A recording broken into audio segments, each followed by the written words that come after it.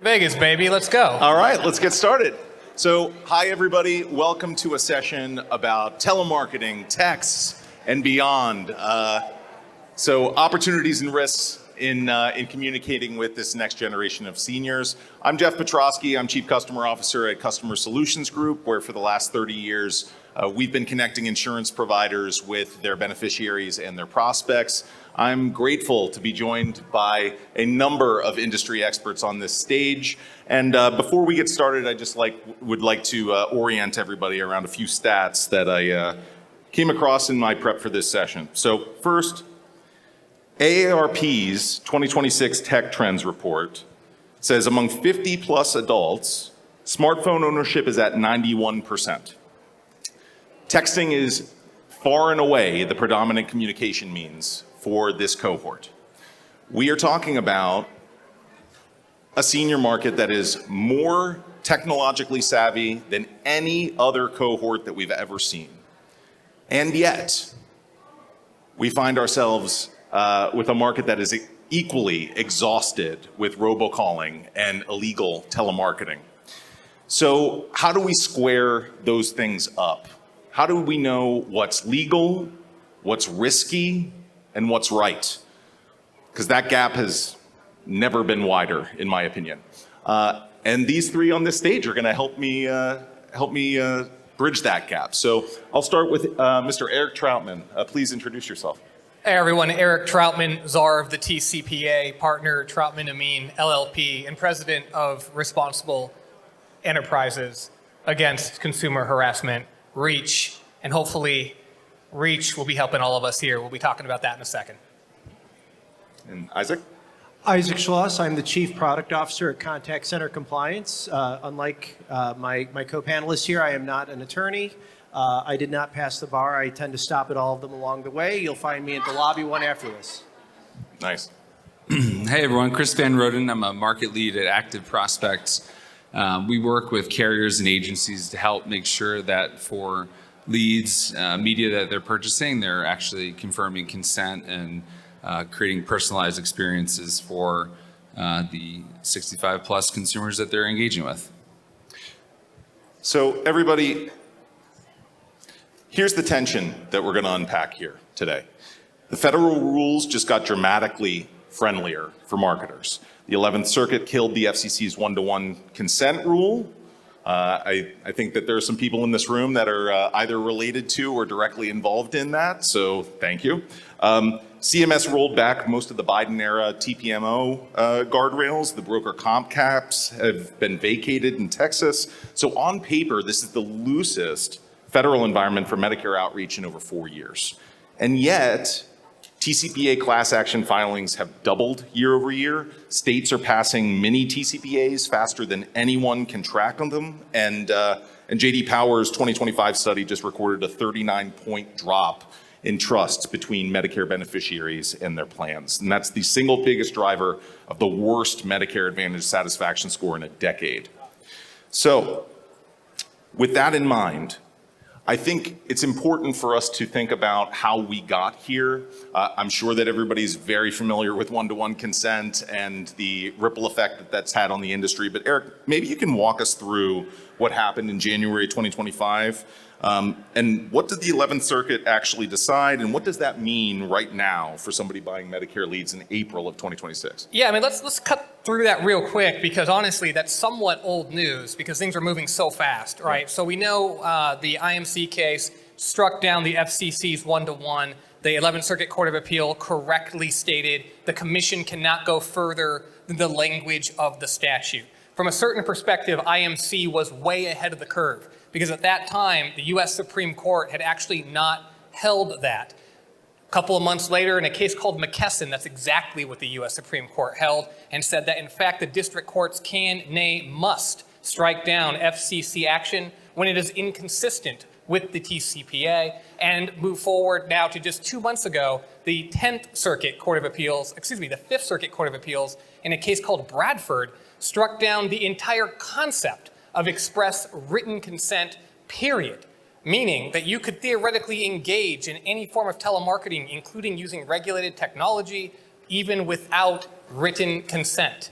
Now, if this is news to you, this is because it is news, right? Again, this is just 60 days old, and it is one circuit court of appeal. It is not the entire nation yet. However, a district court in Maryland just reached the same conclusion. Along the same lines, we have district courts now splitting on whether or not SMS messages are even covered by the TCPA at all. In fact, 8 separate district court opinions have come down and concluded that SMS messages are not even subject to the TCPA's D&C rules to begin with. If you'd like to see a map of that, you can visit tcpaworld.com. We have a free map. You can see which districts are leaning in which direction. Now, all of this is to say that the federal laws are currently trending in a very favorable direction. Does that mean that you should start hammering seniors immediately with illegal and unwanted messages? Well, yeah, of course. No, I'm kidding. I'm kidding. Absolutely not. We're going to talk about why that is in a second. But hopefully that set a little bit of the groundwork for where we are right now. Yeah, Isaac, do you have anything to add to that? No, I think that one of the things you have to be very careful about is riding the waves of the news cycle. When these stories come out, it may be tempting to say, hey, they just were able to win on that argument. Why can't I do that? Why can't I be that small, scrappy broker, that agent that just reaches out and I'm just trying to do something good. Heck, I'm not a telemarketer. I'm not trying to sell them magazine subscriptions. I'm trying to provide insurance. I'm trying to give them better access to health care.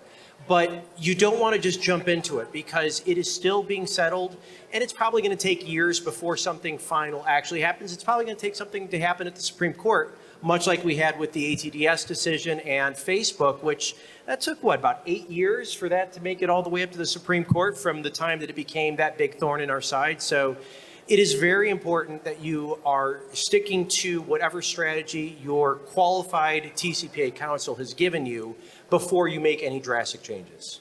That makes sense. Chris, you're inside of lead buyer infrastructure on a regular basis. Did you see any sort of shifts in lead buyer behavior or risk posture as a result of some of these decisions coming down?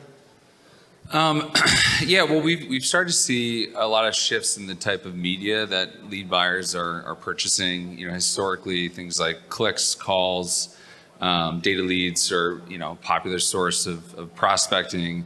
We've seen a lot of brands start to move towards inbound calls versus warm transfers. That in itself also has some tricky things that you need to navigate as it relates to what did the consumer actually see that created that inbound call.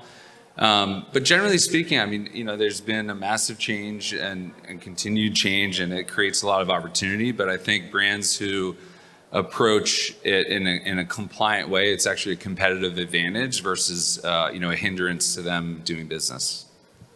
That makes good sense. One thing that I always try to reconcile in my mind is TCPA versus the CMS guidelines and how to think about that relative to things like SMS and the campaign registry with their DCAs with the telco carriers.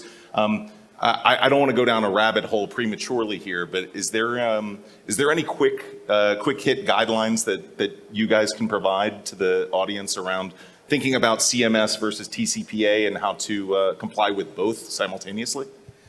Look, it's kind of a nightmare, right, guys?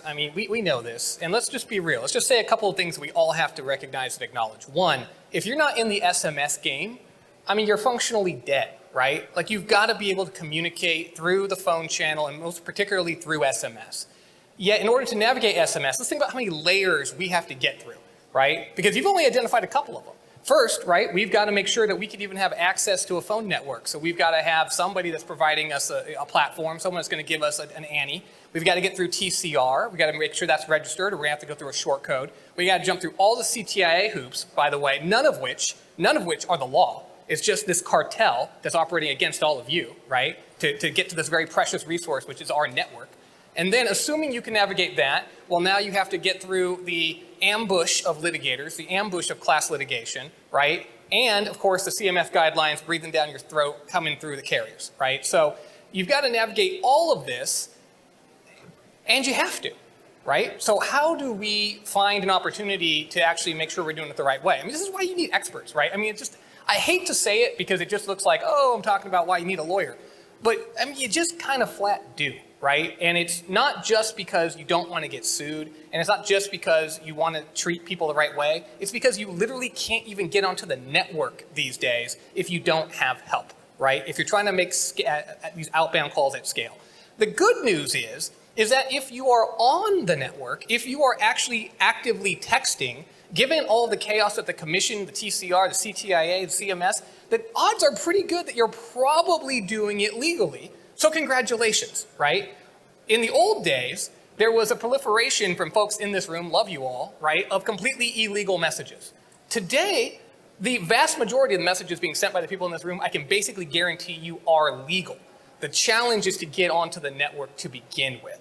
So I'm not sure that directly answered your question, but the good news is that there's opportunity, and those that can thread that needle are going to kill it, right? They're going to kill it. Yeah. Well, and helping to operate a business that does exactly that, sends texts and makes outbound phone calls, I know the guardrails and the hoops that need to be stepped through. And that's why it's so astounding to me when for the last 3 weeks I've gotten 8 robocalls per day and like a bunch of erroneous texts that I didn't sign up for. It does make me wonder how these bad actors actually even got on the network in the first place. Well, I can give you that answer, but that's a different topic altogether. Isaac, when you think about evolving D&C rules and managing, calling hours by state and all of the things that go into the services that DNC.com provides, are there things that you're talking about with folks more regularly today than you were even 3 or 6 months ago? Yeah, so, my background is not law. My background is technology and call centers. So I've always worked for large global contact center providers, technology providers. And as an IT person, my job was to make it bulletproof. You've got your low income, low wage, low motivated people often on the phones trying to feed you leads that you can then give to a licensed agent who's a much higher cost, much more educated resource to close. Your agents are supposed to be good at getting them convinced. Your agents, they read the legal language and they do the boring part. It's not as fun, but it's the part that you have to have legally to close a deal. That's not a knock on the agent part, but the person who's your level 1, who's your screener, whatever you want to call it, feeding that lead in, they've got to be a little bit more scrappy. They've got to be a little bit more fun. So trying to employ technology wherever you can to facilitate compliance is highly important. Now, don't go overboard. Don't let technology make all of the decisions for you. Make sure you have oversight. But you have to be aware of the intersection of the different rules. So we started the session talking about one-to-one, right? So the FCC's one-to-one dead issue. How about the CMS one-to-one? That's a completely different story. So there's a broad spectrum of regulations that you have to look at, but there are good technology providers that you can employ to help you with that. When you start talking about rules about when you can call, for example, time of day, that often trips people up. They'll look at the area code to figure out where somebody is. But what if you have an area code that's, say, 219? That can be Eastern, that can be Central. Those area codes can cross time zones. Zip codes can't. But you don't always have a zip code when you're calling someone, right, or texting someone. And texting and hours of day, that's a completely different topic too. But the point is that you need to make sure you have multiple touch points with proper technology providers that are gathering the rules around the different regulations that govern your industry, and you're doing regular audits of that technology and of that rule set. So again, that's where partnership with strong counsel comes in very, very handy in the end, because that can help you automate a lot of it. Makes perfect sense to me, and agree, navigating this landscape requires a ton of expertise and people just even monitoring everything that's happening literally overnight and month over month. Chris, where does data and using some of the insights that Active Prospect and Infutor data come into play? Are you seeing lead buyers treat leads differently based on the information and insights that they have associated with them? Yeah, certainly. I want to touch on that, but I also want to comment on what Isaac was saying. I think it's a really exciting time, right? Like technology and AI, obviously, I'm not saying anything we don't know, is taking us to a place that we have incredible abilities to reach consumers at a much, quicker pace than before. However, I think, whether you're over 65 or under 65, when you're buying a product that's going to, be so critical for your life. Like the human touch and element is still important, right? So it's the balance between using technology, but also not forgetting that at the end of the day, we all want human connection, right? And so the way that we work with brands and agencies is helping them as they're buying media in real time understand first, did Jeff actually provide consent to be contacted by me? And if so, step one, we're doing good, right? And by having that consent, we also know that consumer has intent. Another layer that we can add on to that is actually providing information about Jeff. Jeff and I are longtime friends. I know this, but if I don't know Jeff, we can help a brand understand, does he have children? Does he own a home? Is he searching for other major life products that might be useful for me to know and potentially cross-selling Jeff into other policies? But in the end, right, we have to move from solicitation to service. Thank you for not disclosing a bunch of personal details about me in front of an audience full of I have people. his Geo credit score if anyone wants it after this. Okay, so we have not gotten to the reasonable person standard yet. And revocation of consent is something that is active and was not vacated. So we're talking about automation, we're talking about technology, we're talking about how hard it is to comply. And then you throw in reasonable person revocation of consent. How are you seeing, and this is an open question for anybody who wants to take it, how are you seeing brands contend with that? Because we at CSG are leveraging AI to interpret a consumer's opt-out intentions, even if they're not using one of the 7 keywords. And I am not aware of how large brands are going about doing this. We're not hearing too much waves being made in the industry, despite it being a live regulation. Yeah, there's a lot of good technology providers out there that do a really good job of looking at that. One of the many things I've done in the call center industry is building platforms.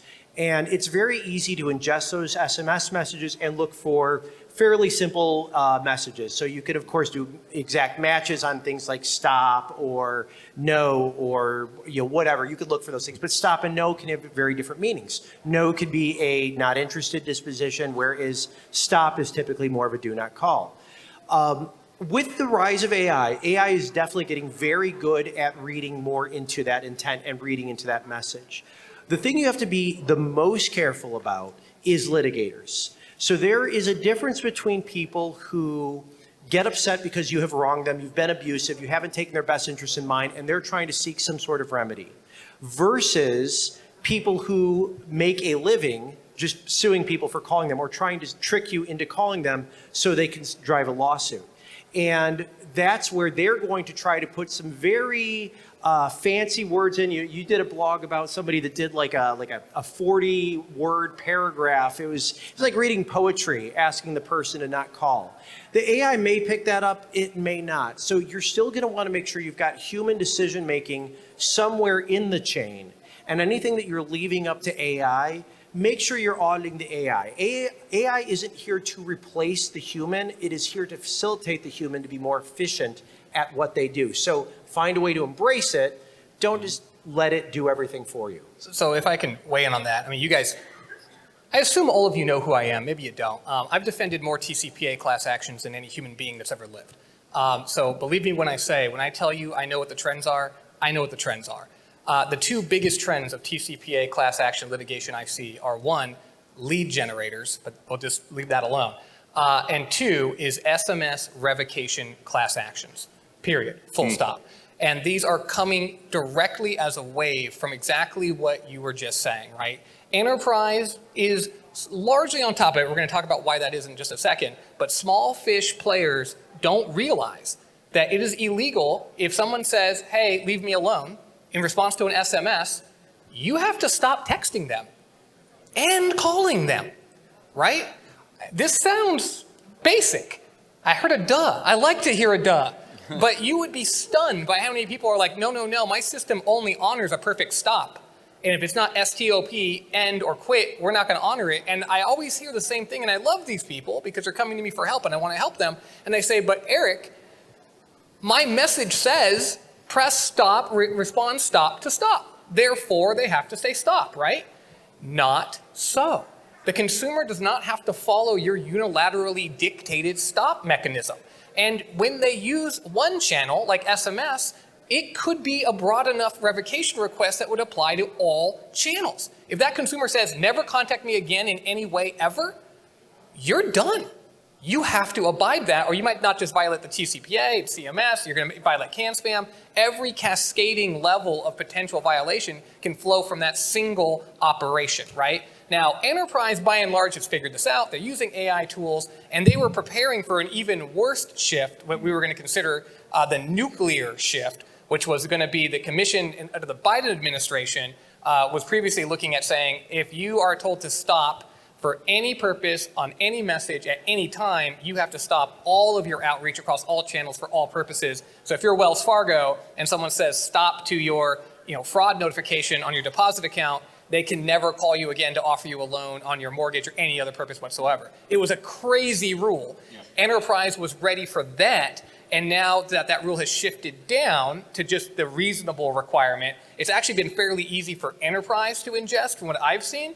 But again, that wave of lawsuits is against small to medium-sized businesses like yours, right? Like this is what we're looking at. Yeah. And in that revocation of all communications like that I would prefer if you didn't contact me anymore about anything forever. Does that like supersede EBR, established business relationships? Everything. Or, wow. That torches everything. So we have to understand that consumers are empowered, and we have to view this as a good thing, right? Not as a bad thing. Because you talk about consent as an intent trigger, or intent signal. Well, guess what? Revocation is an intent signal as well, right? So get that person the heck out of your system, not just because it's illegal to contact them, but because that's not going to convert, and you're going to end up with brand damage on a BBB complaint or something else, right? So we can view these as opportunities if we're ready to go, right? I mean, you guys know, I'm running for Congress, right? So I've got my list of people, and most people really like to hear from me because I got these really good ideas. But some people are like, dude, leave me the hell alone, Troutman. Do you think I want to keep messaging that person? Of course not, right? That's going to make me look terrible. So like, I'm personally invested in this advice that I'm giving. Like, don't contact people when they don't want to hear from you. Yeah, there's a school of thought to where if you're in sales, if somebody says no, that just means you didn't explain it right. And it's a funny phrase, and I think that there is some wisdom in that. However, when it comes to the consumer, if they say no, then it's no. And if you're on the phone with them and you've got an opportunity for a soft rebuttal or something, that's one thing. But if somebody's giving you a clear signal that they don't want to engage anymore, why are you wasting your resources? You're certainly exposing more risk in litigation when you could just move on to somebody who may be a more highly intent lead. Great point. I do have, we're getting some really good questions. And by the way, I encourage everybody, if you have questions, please submit them. We are seeing them, so we will get to them. I do have a couple more ideas for discussion. But before we go from the current landscape today, does anybody have any final comments on the craziness that we're operating within today before we start talking about adding on AI and what that means from a compliance standpoint, not just interpreting compliance, but using AI? Yeah, well, I mean, I'll just say a couple things. One, don't be afraid, be smart, get out there and grind and do your work. There's lots of opportunity, there's tons of money to be made, and SMS is the golden channel. I mean, you guys know that better than I do. It is the golden channel. All my clients tell me SMS is where it's at, right? One. Two, as we're seeing these opportunities, right, and we've been talking about the downside, and the downside's there, but there's opportunities that we're talking about, right, because federal regulation is definitely waning right now as opposed to getting more aggressive. At the federal level, the states are a different animal, right? What does that open up? That opens up a vacuum, and it opens up potential opportunities, but it also opens up a situation where nobody really knows what the standard is anymore. And that's why REACH is so important, right? Responsible Enterprises Against Consumer Harassment. If you're not part of REACH, you should really be thinking about that, because this is an organization that liaises with all the regulators, the FCC, the CMS, the FTC, everybody. And we are setting standards in terms of what SMS outreach, as an example, should look like. So if you're looking for help, if you're looking for that branch to grab onto, like, hey, what's solid when everything seems to be melting into air, I think REACH would be a really good thing for all of you to think about. Yeah, good call. Yeah, no, just ongoing education is vital. And don't be so hyper focused on that one thing that you're doing that you think all you need is, one event a year. Like you just need to come to Medicarians, you'll get it all, and then you're good for the next year. Great event, great opportunity for education, but these things change so quickly. We could give you advice today that is going to be completely invalid in a month because you just don't know which way the regulatory winds are going to blow from day to day. So make sure you're constantly staying up to date. You're reading things well beyond just CMS. Be paying attention to TCPA, to the TSR, I think to some extent, but certainly be watching beyond just the Medicare regulations. And I'll just add, I think it's crucial to be very thoughtful about how you approach your marketing outreach. SMS is obviously crucial, but omni-channel focus is important, right? Because people like to be communicated in many different ways. And just to articulate that point and underscore it, so at CSG, we see, we make telephone calls, we send text messages, and we do both. And whenever you do both, there is a synergistic effect where you get 40+% incremental lift in your outreach connectivity. So that's what we're talking about when we're talking about it's critical. It's something that you need to be doing. SMS is absolutely the way that consumers at large, not even just the senior cohort, want to interact with brands. And ultimately what we're seeing specifically in senior, but elsewhere too, is they want to finish that conversation with a human, but they want to start on their own time and through a media that they would prefer. So, well said, Jeff. I also just want to say, using data can seem, like very complicated and difficult, but like it truly today, it's way easier than it ever has been with the types of tools that are available. There's a lot of different intent signals out there, from actually making sure you have consent to other ways that they're interacting with you. And so lean on technology partners and agencies like Jeff's and Isaac's and Eric to tap into that data. So quickly, because I want to get to these questions, but I think that we owe a definitive answer to everybody in the room, because we're going to leave and trip and fall into a booth that has an AI voice bot that somebody's going to pitch, right? So can the experts here tell us how to be considering AI voice? Is it the same as making a human call? Are there additional guardrails that need to be put up there? From a compliance standpoint, how should we be thinking about AI voice whenever we're having these conversations? Look, it's not going to surprise you, right? The greatest promise comes with the greatest danger. Without question, your most dangerous contact channel is AI voice, period, full stop. It is a pre-recorded call, treated as such under the TCPA rules. It's going to have a huge number of disclosure requirements, particularly when you're talking about Medicare. They're going to be very, very protective over seniors who are engaging with AI. There are, basically, if you can name a requirement, if you can name a reg, it's going to be pointed at AI voice right now, okay? That's not to say you can't use it. It's to say that you have to understand this is the poison fruit, right? And you have to be able to use it in the most intelligent way you possibly can. And you got to have the highest level of consent, highest level of disclosure, best possible latency, best possible honesty, right? And ultimately understand that you're responsible for everything that takes place on those phone calls.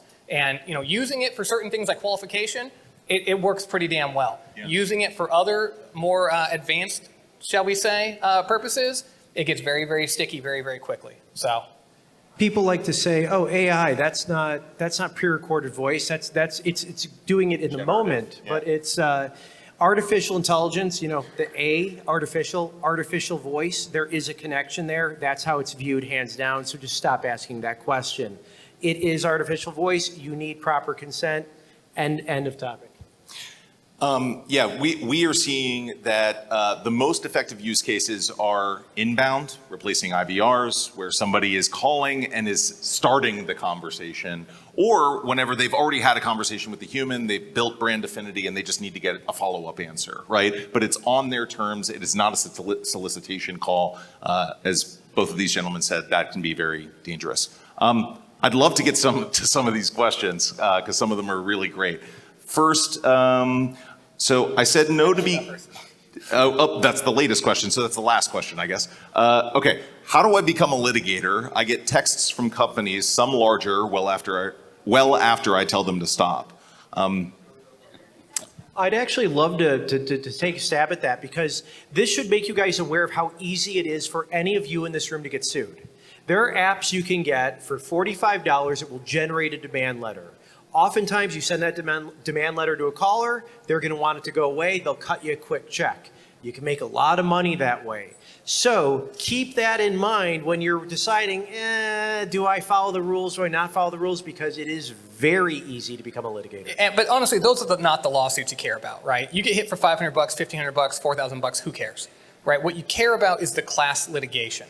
And anyone who received the SMS messages after they said stop, they can go to a Abbas Kazarunian or Mike Greenwald or any of these killers, some of the best lawyers in the world, guys making 7 figures a month, right? These guys are killer litigators, and they'll file a class action lawsuit against you, and they don't care if you're big or small, and they don't care if you declare bankruptcy for the company because they'll sue you personally, right? Like, they don't care. They are terrible, terrible, terrible people. So I don't like this question because it's kind of making light of something that's actually really serious. Like, you know, these guys are scumbags, like of the worst kind, and they're out there aggressively pursuing people who are just trying to follow the law and do it the right way and just don't understand what the law is. So I hear you. I know text messages are frustrating, but you know, I don't think we should empower a narrative that it's okay to use those text messages as a tool to bludgeon innocent companies or good companies that are trying to do things the right way. Agreed. I said no to being called regarding the pharmacy program owned by my MA plan. They keep calling me anyway. If I said, don't call me again, is that a full stop? Yes. Yes. Sounds like there's something there. I understand that SMS is important, but I'm not on call 24/7. I have a personal life. Can anyone suggest how to handle texts that come in and after hours? I think that goes to the technology thing we were talking about earlier.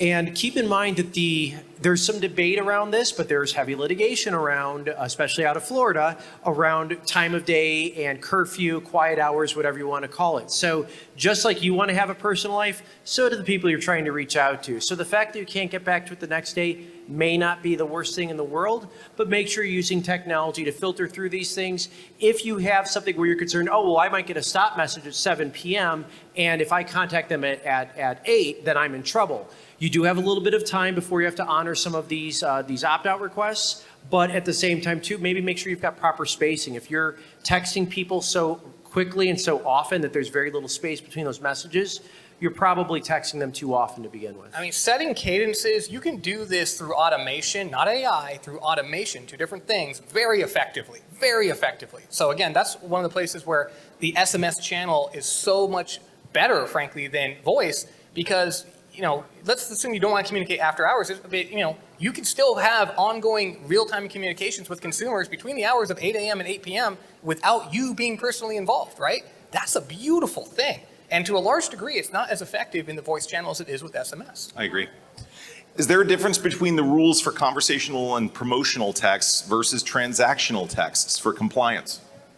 Yes, that's a lengthy answer. I'll just say you have to have a lower level of consent when it comes to transactional messages and a much higher level of consent probably in writing when it comes to marketing messages. Again, as I told you at the outset though, those laws are evolving. And I should say, if you guys are looking for resources, I mentioned TCPAworld.com. We break down literally every case every day, no barriers, no paywall, it's totally free, just check it out. And we have another conference we're going to spend about 2 full days talking about these issues. If you're interested, come see me afterwards, I can tell you about that. All right, we'll try and do a speed round. Newbie question, what does it mean to be on the network? How is it done? I can help with some of this. There is an entity that stands between the telco carriers and the brands, and that is a campaign registry, a direct connect aggregator, DCA is what I said earlier. And this is not a compliance thing, this is a SMS deliverability thing. And none of your messages get delivered until they say so. So there are strict guidelines for what they're looking for those campaigns. And just like these gentlemen said, you need guidance and expertise in order to get approved. I think we're about to run out of time. I am sorry, there's so many good questions. Come up and ask your questions. Please, thank you.